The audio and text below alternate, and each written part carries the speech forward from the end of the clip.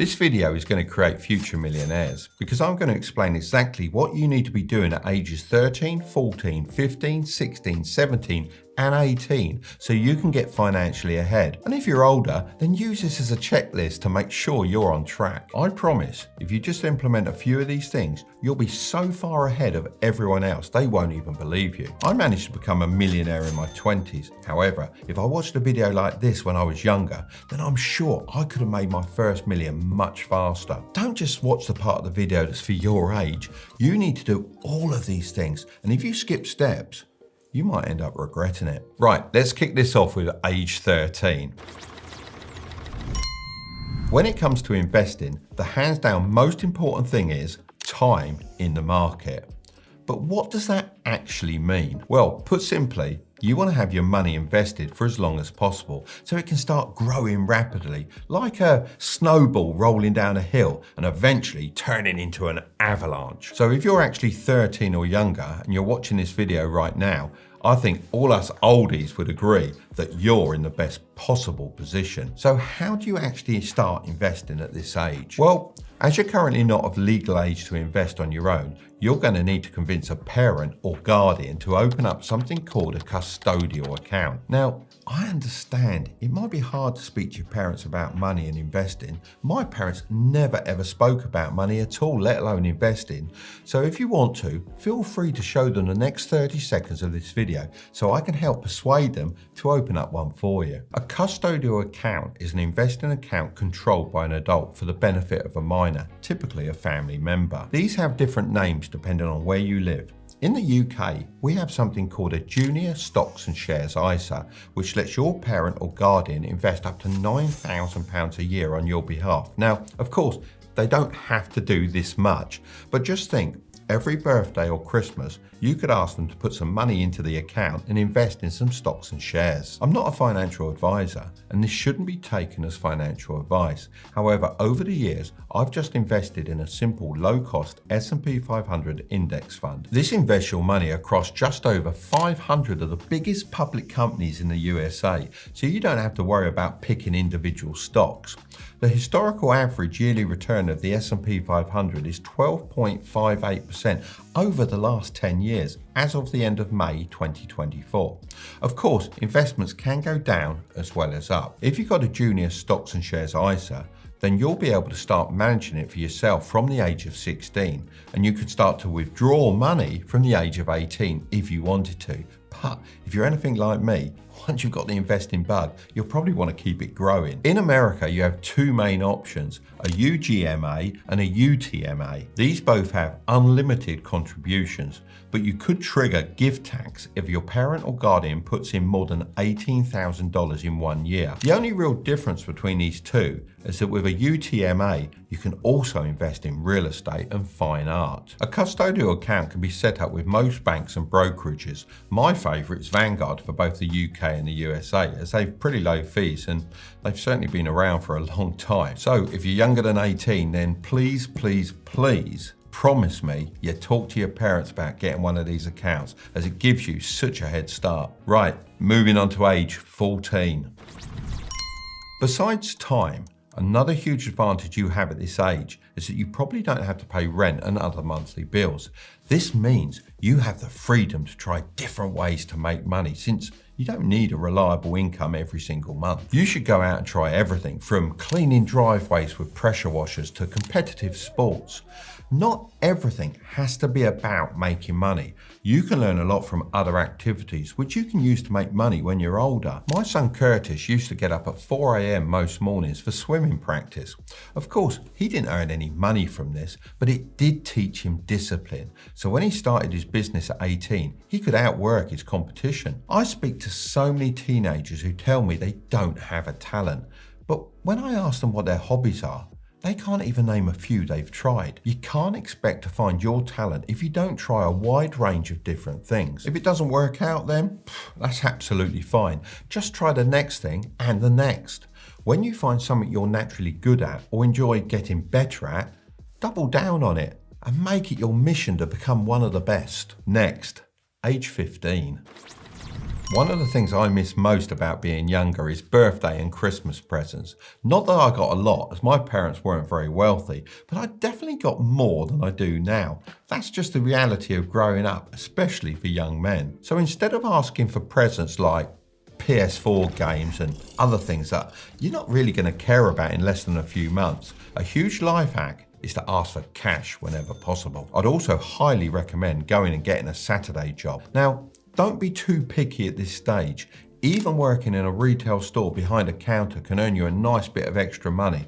You'll also learn a lot of useful social skills that will prepare you for the real world. Doing both of these things will help you start stashing away cash as long as you avoid the temptation to spend it. I like to use the word stash instead of save, as I have a problem with the way most teenagers approach saving money. They will save for months and then go and spend it all on a new game console or a day at the theme park. Now, obviously, we all like a roller coaster, that's for sure. This shouldn't be what you're stashing your cash for though. Of course, you should spend some of it to have fun. However, see your stash more like a launch pad that you can use to make even more money. The hardest thing in the world is starting with $0 to your name. So if you can avoid that, even if you have as little as $100, then it's going to make everything so much easier. Oh, and I almost forgot. Go and apply for your provisional driving licence. In the UK, you can do this when you're 15 years and 9 months old, so it's worth getting, even if you don't intend to start using it right away. Right, now it's getting serious. Age 16. You've got a 2-year window before you enter the real world, so it's time to really think about what skills you're going to start focusing on and developing. By now, if you've done all the things I've mentioned in this video, then you should have a pretty solid idea of what you're good at. These may seem unrelated at first, but pick a handful of them and start stacking your skills on top of each other. When I was younger, I was talented at selling, designing mechanics and woodwork.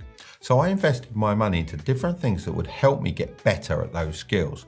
Now, I had no idea how I'd link them together, but I trusted that in the end, it would all make sense. I'm not really talking about buying courses, as there's so many fake gurus out there just trying to scam you out of your money. With that said, there are some good ones around as well. Even better though, if you can find some sort of community to join where you can chat and learn, so much the better. However, the majority of your money should be invested in equipment. I remember when my son bought his first iMac for $500 from his uncle. He did this with the money he'd saved from doing part-time jobs. Because that was the biggest purchase he'd ever made at the time, he would sit at that Mac and learn everything about it. This led to him teaching himself how to edit videos and use Photoshop. Investing in tools like this can really open so many doors. Between now and 18, your biggest aim should be to develop these different skills that you can later use to make more money than someone that just decided to play video games. This is because you can come into the real world with some actual value to offer. This heavily cuts down the amount of training a company needs to give you, which takes the burden off them. On to age 17. Now listen to me very carefully. You need to pass your driving test. Yes, I know you probably don't need to drive anywhere at 17, but trust me, the sooner you do this, the better. In some states in the USA, you can do this as early as 16. Remember, you only need to do it once. Not being able to drive is one of the biggest things stopping most people from starting a side hustle. I mean, what if you have the chance to work with a client but they live 30 minutes away and you can't get a lift every week? You'd have to rely on public transport, and we all know how unreliable that is. You'll probably end up getting a bad name for yourself and coming across as unprofessional, leading to that opportunity going out the window. One of my key rules to this day is to be early is to be on time. To be on time is to be late. And to be late, well, that is unacceptable. So if you're watching this now and considering driving lessons, do it. Please don't be that person that regrets not jumping on it sooner. Yes, it might be a bit scary at first. I thought it was really exciting, to be honest, but think about the bigger picture. Once you've learned, you can use some of that money you've been stashing away to buy yourself a cheap starter car, then nothing's holding you back. Now it's time for the big one, age 18. The world really opens up to you once you turn 18. Now you're officially classed as an adult, and there are so many things you can do to get financially ahead. I wish someone had sat me down on my 18th birthday and told me exactly what I needed to do. So that's what I'm going to do for you now. I've made a checklist of 7 things you need to do to set yourself up for success. Even if you're over the age of 18, it's super important you do all of these things sooner rather than later. Let me know in the comments how many you've ticked off. Number 1, open your own bank accounts. Having your own bank accounts that only you have access to is the first logical step you should take once you're over the age of 18. I say accounts because really and truly, you should have 2. The first is a current account, or as the Americans call it, a checking account. This is where your money should flow in and out. For example, let's say you got yourself a job at a coffee shop. The coffee shop pays your wage into your current account, and then you can use that money on whatever you want, really. The second is a high interest savings account. This is where you should start building up an emergency fund of 3 to 6 months of your living expenses, just in case something out of your control happens and your income dries up. It's like when you chug a big pot shield potion on Fortnite, but keep some minis handy. So where should you open up these accounts? Well, you need to be looking for banks that don't charge high fees. I remember I used to get charged for stupid little things all the time. Having these accounts shouldn't cost you money. I also think you should have 2 accounts with different banks, as it makes your savings way less easy to spend. When it's out of sight, it's out of mind. If you're in the UK, then I'd recommend going with a challenger bank like Monzo for your current account. Now, this isn't sponsored, but their app is genuinely very good. For your savings account, Chase is a great option as they're currently offering 4.1% interest on your money, so you'll get paid for just leaving your money in the account. In the USA, I'd recommend looking at Ally Bank or Bank of America because they offer minimal fees and have really strong online banking service. Number 2. Get a credit card. When I was younger, I believed that if you never borrowed, you'd have an amazing credit score since you never took out a loan or made any late payments. It makes sense, right? Well, that couldn't be further from the truth. Taking out a credit card when you turn 18 is the perfect tool to build up your credit score. You can do this by using your credit card to pay for the things you would normally pay for in cash, like paying for the gas in your car, for example, and then paying the card off in full every month without fail.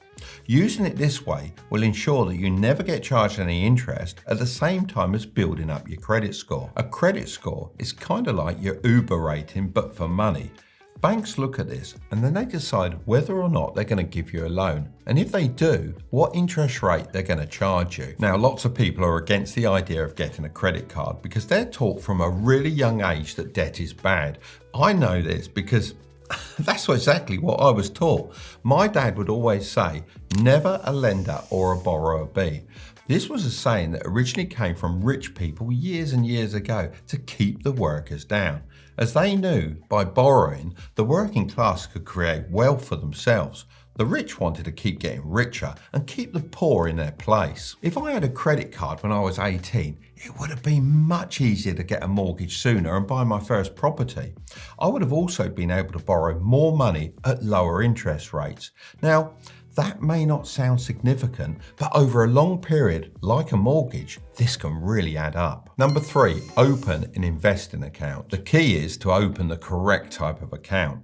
You'll often hear people throwing around terms like Roth IRA in the USA, stocks and shares ISA in the UK, and TFSA in Canada, and supers in Australia. So if you don't have one of these accounts, then you're missing out, as they allow you to avoid having to pay taxes on your investments, but they do have limits because they're extremely powerful. Nowadays, opening an investing account is very simple, as you can do it all from your mobile phone. A great thing about these investing apps is that it actually gives you the ability to buy fractional shares. So rather than having to pay $220 for an Apple share, you can invest as little as $1. Now, I wish I had this option when I was younger, as it would have allowed me to get in some early experience with investing without having to take any big risks. One of my favourite investing platforms is Trading 212, as they offer fractional shares and also stocks and shares ISAs.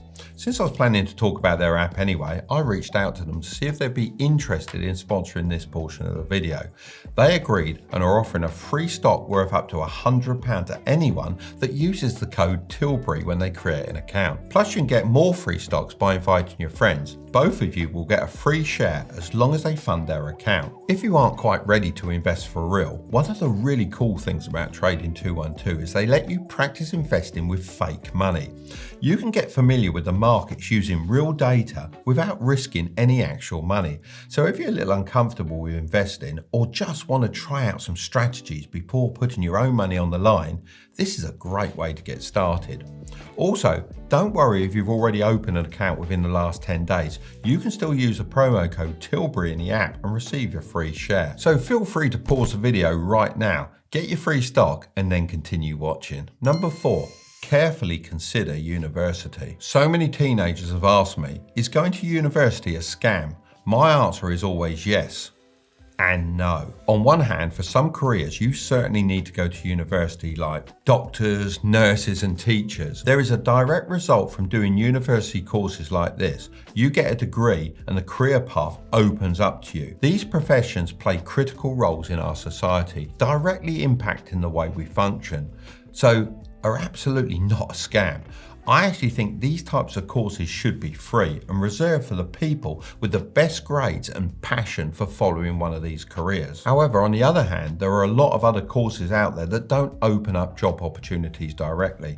And therefore, why waste your money and, more importantly, your time studying at university for something you don't really need? Skilled trades like plumbing, entrepreneurship, and tech, well, they don't require a degree. It's more about how good you are at what you do. Your track record and results will speak for itself. I mean, I read through my comments on here and I've seen lots of people claim they've learnt more from me than they did in their business degree. Now, that really says a lot. For me, and for a lot of other employers, it's more about your practical experience and attitude than anything else. So please, don't be pressured into going to university to study something you don't care about and waste 4 years of your life. I mean, I heard there's a golf management degree now. How ridiculous. Personally, I love golf. I just won a major competition called the Duke of Edinburgh Cup. I didn't need to go to university to learn how to play or manage the game. It's laughable. It really is. Look, if you really don't know what to do with your life, my advice would be to get an apprenticeship. They were huge back in my day and they're coming back and getting more popular than ever. Plus, you get paid while you're learning. It's a win-win situation if you ask me. So although schools and maybe your mates will try and push you to go to university, think about what you really want. Think about the 60 to 100k of debt that you could have wrapped around your neck and ask yourself, is it worth paying that off for the whole of your life? Number 5, avoid bad debt. Debt is like a heavy anchor that drags you down, slowing your progress and holding you back from reaching your full potential. Don't get me wrong, in some cases you can use debt to your advantage, like when buying a property, for example. Taking on a mortgage to buy real estate can be a really smart investment because property can go up in value as time goes by. By using this debt strategically, you can leverage this borrowed money to have access to these assets that will hopefully increase your long-term net worth. The same goes for having your own business. If you borrow money to start your own business and it takes off, you can make some serious profit. Without that initial money, you might never be successful. I know that was the case for me when I opened up my first radio control model shop. Without a loan, I simply couldn't have started. However, there is a type of debt you should avoid at all costs, and this is consumer debt. If you can't afford to buy something outright that isn't going to create wealth, then you shouldn't buy it. A lot of people finance their cars, and this is just one example of where borrowing money actually leaves you worse off in the long run. Here in the UK, a shocking 2.2 million drivers finance their cars, and I'm willing to bet most of them are stuck in this money trap. I understand that you might want to drive a certain car. Now, I love cars, so I totally understand that. I get it. But is it really worth it? Just something for you to think about. Number 6, start a side hustle. Most people's advice when you turn 18 is go and get a job. They make it sound so miserable and it's like you get no choice with your life. That's what you're expected to do. Go to your job and be miserable. Well, let me tell you, it doesn't have to be this way. You don't have to wake up every morning thinking that you're stuck and not progressing. If you follow this video so far, you'll have some valuable skills and you can use them to start a service-based side hustle. This type of side hustle is great. Think copywriting, video editing, videography, web development, and community management. All of these require very little startup money. You just need to master the skill inside and out. If you haven't got a high income skill yet, then you really need to catch up. So no matter what job you go and get, leverage it. Use the skills it gives you and the money you make to transform your daily grind into a launch pad for greater things. Even if you can't learn any skills from it, use it as motivation to put in the extra work on the weekend to learn a valuable skill and improve your current situation. Start viewing it like this. Every shift you dread is an investment towards your future. Number 7, invest for the long term. Compound interest is an extremely powerful law, especially when it comes to investing. It means that not only will you earn interest on your initial investment, but you also earn interest on the interest that you've already earned. This can lead to your money growing bigger and bigger over time. It's like when you create that snowball and roll it down the hill, it just keeps getting bigger and bigger and bigger the more snow that's packed onto it. For example, let's say you invest $250 a month at age 18 into a Roth IRA or a stocks and shares ISA. Assuming an average yearly return of 8% by the age of 65, your investment could grow to approximately $1.5 million tax-free. Now, if we compare this to someone who starts investing the same amount at age 28, by the age he's 65, their investment would only reach around $679,000 under the same conditions. That's less than half the amount. See, those extra 10 years of compounding really boost the final amount because there's more time for interest to build on interest. So the younger you start, the better. Not only will you have time on your side, but you'll also typically earn less at a younger age, placing you in a lower tax bracket. This means you'll keep more of your earnings because you won't be taxed as heavily compared to when you earn more later in life. If you want to dive deeper into how to pick the best stocks, then watch this video next, but don't click on it just yet. Make sure to subscribe if you want to grow your wealth, okay? I'll see you over there.